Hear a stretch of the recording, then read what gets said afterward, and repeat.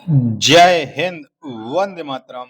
स्वागत है आप सभी का आपके अपने YouTube चैनल जी के जीएस के भंडारा पर। प्यारे साथियों, अगर आप भी रेलवे के किसी भी एग्जाम की तैयारी कर रहे हो तो उस एग्जाम में पूछे जाते हैं साइंस के अति महत्वपूर्ण प्रश्न, और लगातार मैं आप सभी लोगों के लिए साइंस के प्रश्न करा रहा हूं जो आपके एग्जाम के लिए सबसे ज्यादा महत्वपूर्ण होने वाले हैं। तो आज की इस वीडियो को आपको शुरू से लेकर के एंड तक फुल वॉच करते रहना है। अगर आपको ये वीडियो पसंद आए तो वीडियो को आप एक बार लाइक कर देना। चैनल को अभी तक आप लोगों ने सब्सक्राइब नहीं कर रखा होगा तो चैनल को आप लोग जरूर सब्सक्राइब कर लीजिएगा। लगातार आप लोगों के लिए प्रैक्टिस सेट आ रहे हैं साइंस के, वो भी रेलवे स्पेशल। तो चलिए फिर आज शुरू करते हैं आज का अपना ये अति महत्वपूर्ण प्रश्नों का प्रैक्टिस सेट। तो पहला प्रश्न आ जाता है कि एचआईवी द्वारा होने वाला रोग। तो एचआईवी के द्वारा कौन सा रोग होता है? तो एचआईवी के द्वारा जो होने वाला रोग है वो है एड्स। एक का डी ऑप्शन राइट आंसर हो जाएगा।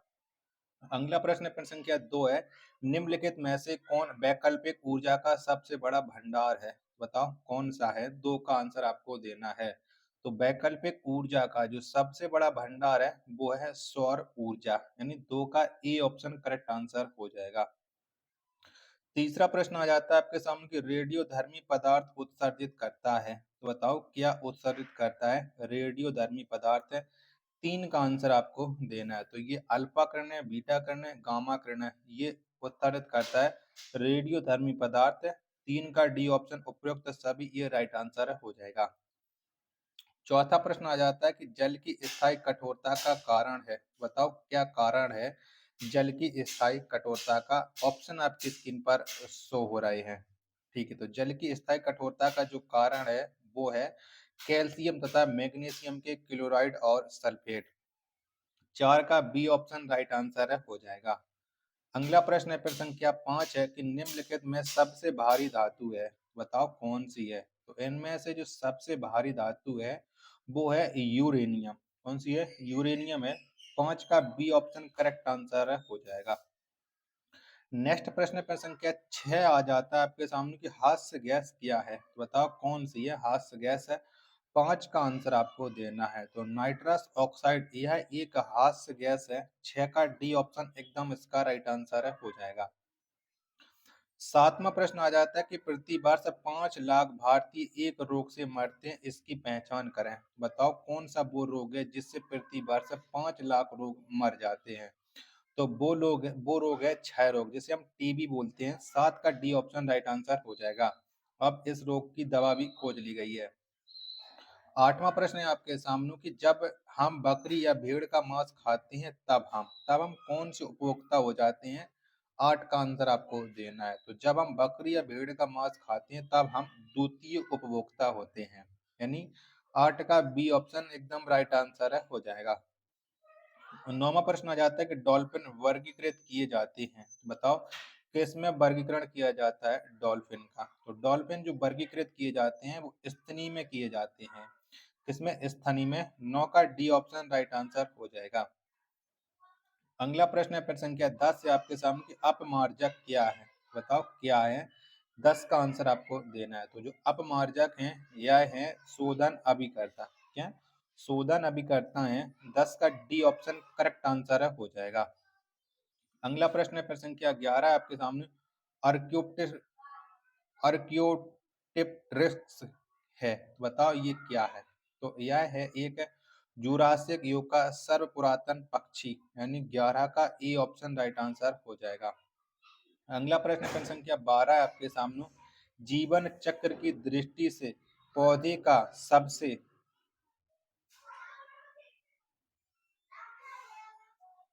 महत्वपूर्ण अंग है। तो बताओ कौन सा है जीवन चक्र की दृष्टि से पौधे का सबसे महत्वपूर्ण अंग? ये आपको बताना है। प्रश्न संख्या 12 का राइट आंसर क्या हो जाएगा? तो ये पुष्प है। 12 का ए ऑप्शन करेक्ट आंसर है हो जाएगा। 13वां प्रश्न आ जाता है किस वनस्पति खाद्य में अधिकतम प्रोटीन होता है? बताओ किस में अधिकतम प्रोटीन होता है? तो सोयाबीन में अधिकतम प्रोटीन होता है। 13 का सी ऑप्शन राइट आंसर है हो जाएगा। अगला प्रश्न प्रश्न संख्या 14 कि सबसे लंबा लंबा जीवित वृक्ष है। बताओ कौन सा है? तो सबसे लंबा और जो जीवित वृक्ष है वो है सिकुआ।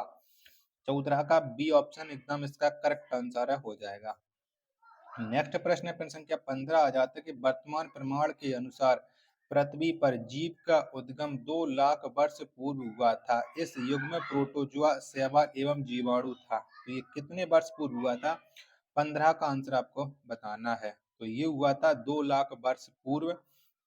बी ऑप्शन एकदम इसका राइट आंसर हो जाएगा। चलिए अगला प्रश्न आ जाता है प्रश्न संख्या 16 है आपके सामने कि सर्वदाता वर्ग के रक्तदाता का रक्त ग्रुप होता है। तो कौन सा होता है? तो इसका जो रक्त ग्रुप होता है वो होता है ओ। 16 का सी ऑप्शन राइट आंसर हो जाएगा। 17वां प्रश्न आ जाता है कि एस्पिरिन है, बताओ एस्पिरिन ये क्या है? तो एस्पिरिन यह एक एंटीफायरेटिक है। 17 का बी ऑप्शन राइट आंसर है हो जाएगा। 18वां प्रश्न आ जाता है कि एक सामान्य शुष्क सेल में विद्युत अपघट्य होता है। तो बताओ कौन सा होता है? एक सामान्य शुष्क सेल में जो विद्युत अपघट्य होता है ये सल्फ्यूरिक अम्ल होता है, यानी बी ऑप्शन है वो 18 का राइट आंसर हो जाएगा। 19वां प्रश्न आ जाता है आपके सामने कि डायनेमो, तो बताओ डायनेमो क्या है? ये किसको किस में बदलता है? दो ऑप्शन ये रहे और सी और डी ये ऑप्शन रहे। तो डायनेमो यांत्रिक ऊर्जा को विद्युत ऊर्जा में परिवर्तित करता है। 19 का बी ऑप्शन राइट आंसर हो जाएगा।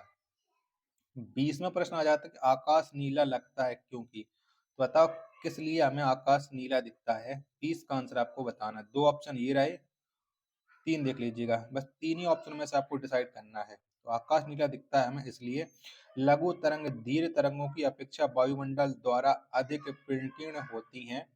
20 का बी ऑप्शन राइट आंसर हो जाएगा।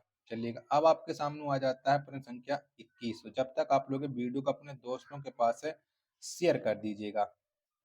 21वां प्रश्न आ जाता है कि एक माइक्रोन बराबर, बताओ क्या होता है? एक माइक्रोन बराबर, तो एक माइक्रोन बराबर होता है 1/1000 मिलीमीटर। 21 का सी ऑप्शन राइट आंसर हो जाएगा। 22वां प्रश्न है आपके सामने अति चालकता का लक्षण है, बताओ क्या है? अति चालकता का जो लक्षण है वो उच्च पारगम्यता है।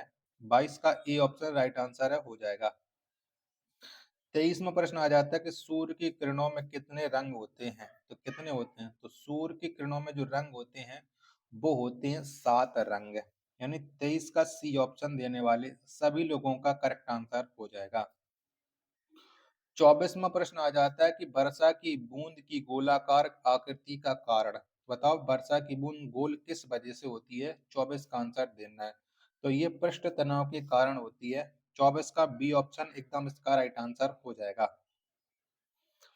25वां प्रश्न है आपके सामने कि कमरे में रखा रेफ्रिजरेटर का दरवाजा खोलकर, बताओ हम क्या कर सकते हैं कमरे में रखे रेफ्रिजरेटर के दरवाजे को खोलकर?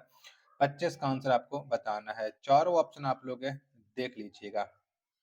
तो अतः सॉरी आप अतः कमरे को थोड़ा गर्म कर सकते हैं। 25 का सी ऑप्शन राइट आंसर हो जाएगा।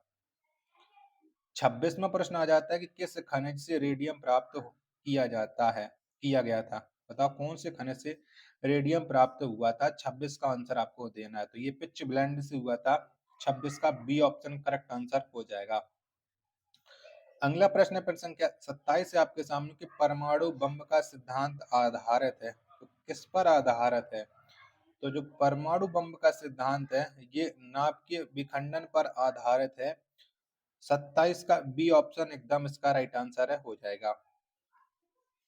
अगला प्रश्न प्रश्न संख्या 28 है आपके सामने कि प्लास्टर ऑफ पेरिस का सूत्र है, तो बताओ क्या है? तो प्लास्टर ऑफ पेरिस का जो सूत्र है वो है CaSO4 का कोष्टक के अंदर मतलब CaSO4 का होल ट्वाइस इंटू H2O, यानी 28 का डी ऑप्शन राइट आंसर हो जाएगा। 30वां प्रश्न है कि नींबू खट्टा किस कारण होता है? बताओ किसके वजह से नींबू खट्टा होता है? तो नींबू खट्टा होता है साइट्रिक अम्ल के कारण।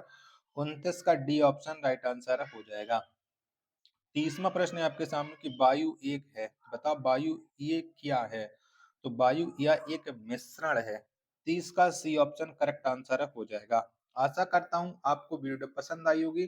तो वीडियो को आप एक बार लाइक कर देना। चैनल को अभी तक आप लोगों ने सब्सक्राइब नहीं कर रखा होगा तो चैनल को आप लोग जरूर सब्सक्राइब कर लीजिएगा। मिलते पर अपने एक और नेक्स्ट वीडियो के साथ, तब तक के लिए धन्यवाद। जय हिंद, वंदे मातरम।